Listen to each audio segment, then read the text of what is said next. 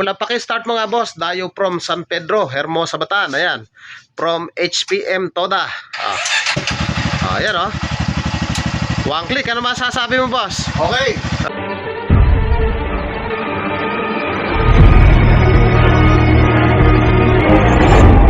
Kumusta kayo mga padreng at welcome back na naman sa ating channel. May dinala rito Barako 2. Ang issue ng motor ni boss, hard starting at parang may pumuputok-putok. Paki-start mo nga ma. Check natin yung pumuputok-putok na yan. Kung issue ng inyong motor na gaya nito, para sa inyo itong video na to. Ayan. Ayan, umaandar siya pero isa pa ma, isa pa. Ayan o. Nag-hard starting. Okay na, okay na. At pag ganyan yung issue, dapat hindi natin hinuhulaan. Dapat step by step o may guide tayo para matumbok natin yung eksaktong sira niyan. So, pag ganyan yung issue, ang una nating ginagawa, syempre, may nagsabi kay boss na spark plug lang. Nagpalit siya ng spark plug. Pero ganun pa rin, nag-hard starting. Ang una natin gawin, check natin yung kanyang spark plug cap. Check nyo kung may corrosion sa loob. At sa pagkakataong yan, good naman yung loob at walang corrosion. Ang gawin natin, tanggalin natin to. I-check natin yung bato ng kuryente. Kung malakas, minsan cause ng hard starting yung mahinang bato ng kuryente. Tanggalin natin to. At dito sa kanyang high tension wire, dapat at least 1 cm yung binabatong kuryente. Doon natin masasabi na good condition yung supply ng kuryente. Paki-start mo nga. Check natin. Ayan o. Isa pa. Isa pa. Okay na. At sa pagkakataong yan mga padreng, napakalakas ng kuryente. So ibig sabihin, walang loss connection sa stator, regulator, dahil napakalakas ng kuryente.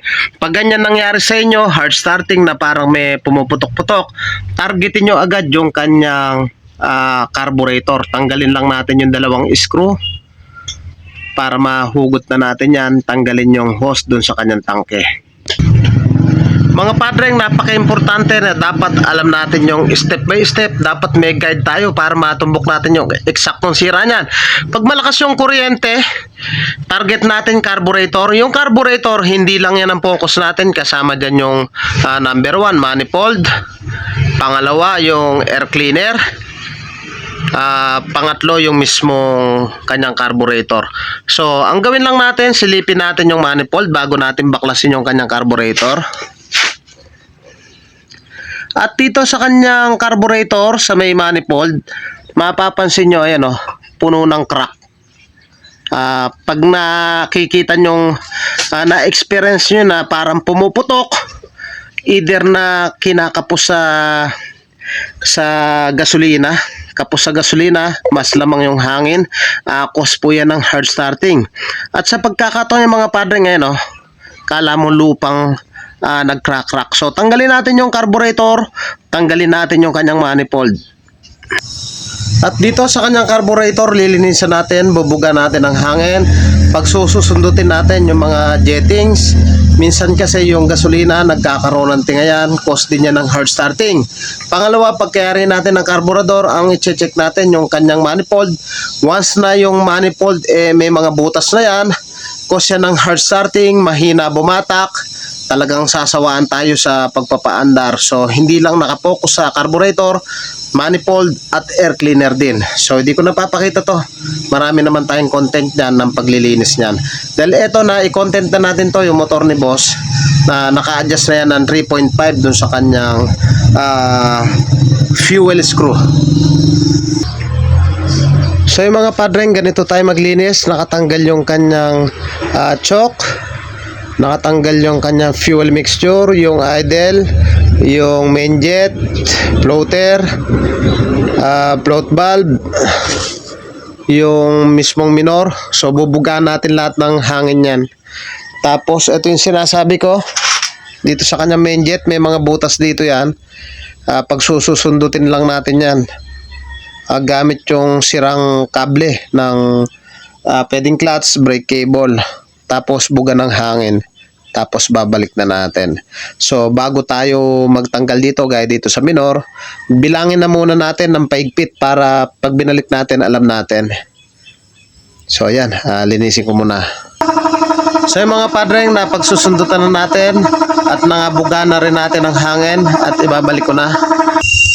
So yung mga padreng, na ibalik na natin at ang isusunod naman natin dyan, yung kanyang manifold. Once na may mga butas yan, cause yan ng parang puro hangin at gumaganon siya. So ibig sabihin hindi nakakapasok yung gas. Once na butas yun, cause po yan ng hard starting. So mamaya na natin babalik to. Check na muna natin yung kanyang manifold.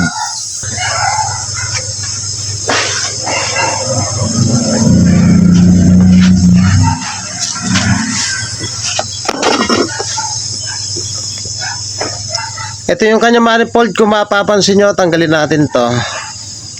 Mapapansin nyo sa kanyang manifold, kala mo El Nino yung lupang nag-crack-crack. So yan, check natin kung may butas. Ayan putol na siya rito. Kung bakit nag-guard starting, may nabumatak. So yan So ang advice ko po sa inyo, pag nagpapalit kayo ng ganito, yung original na. So yan ito yung pinaka main cause kung bakit nag-hard starting. Ayan pabutas na rin dito. So papalit tayo nito. Padreng original. So advice ko sa inyo, huwag kayong gagamit ng local dahil nga linggo lang. So di man tatagal talaga.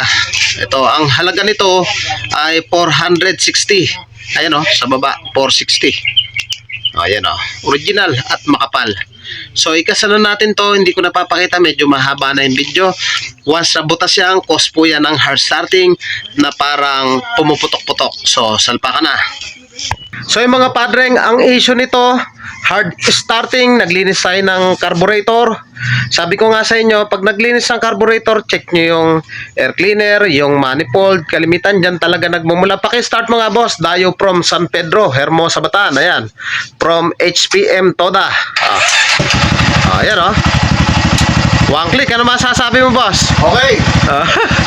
Mga padreng, kung nagustuhan mo yung ganitong tutorial at bago ka pa lang sa akin channel, huwag niyo pong kalimutan na paki-like, paki-subscribe at paki-hit na rin po yung notification bell para updated po kayo sa mga videos na kagaya nito.